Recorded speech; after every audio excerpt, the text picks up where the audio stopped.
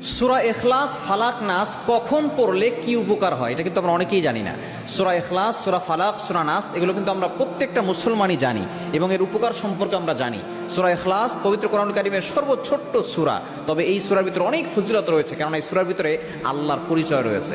নবীজি সাল্লাল্লাহু আলাইহি ওয়াসাল্লাম কখন এই সূরার আমলগুলো করতেন এটা কিন্তু আমরা অনেকেই জানি না, এবং করলে আপনি কি উপকার পাবেন এটাও আমরা অনেকেই জানি না। সূরা ইখলাস, ফালাক, নাস সর্বশ্রেষ্ঠ তিনটি সূরা, পবিত্র কোরআনুল কারীমের সর্বশেষ তিনটি সূরা।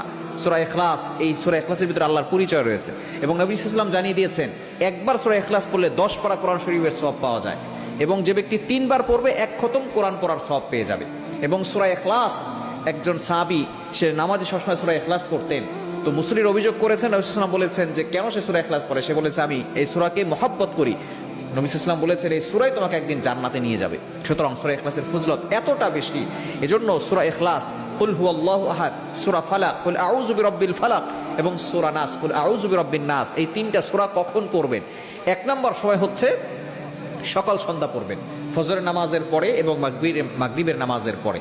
আপনি 3 বার করে পড়ার চেষ্টা করবেন। ফজরের নামাজের পরে সূরা ইখলাস 3 বার, সূরা ফালাক 3 বার, সূরা নাস 3 বার, এবং মাগরিবের পরে সকাল সন্ধ্যা একটা আমল। রাসূল সাল্লাল্লাহু আলাইহি ওয়াসাল্লাম সকাল সন্ধ্যা 3 বার করে পড়তেন। 3 বার করে পড়লে কি হবে?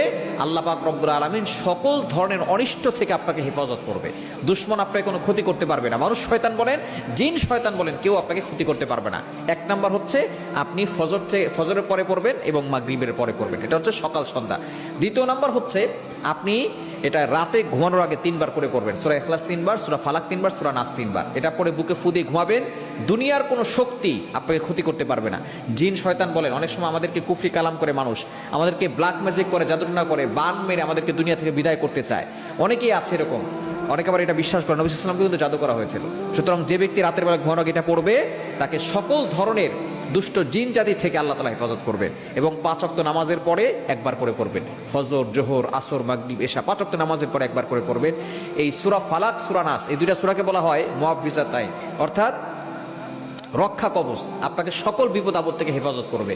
তো এই 3টা সূরা আপনি এই 3 সময় পড়ার চেষ্টা করবেন, তাহলে সকল ধরনের বিপদ আপদ থেকে আল্লাহ আপনাকে হেফাজত করবেন। সকাল সন্ধ্যা পড়বেন, 5 ওয়াক্ত নামাজের পরে পড়বেন, রাতে ঘুমানোর আগে পড়বেন ইনশাআল্লাহ।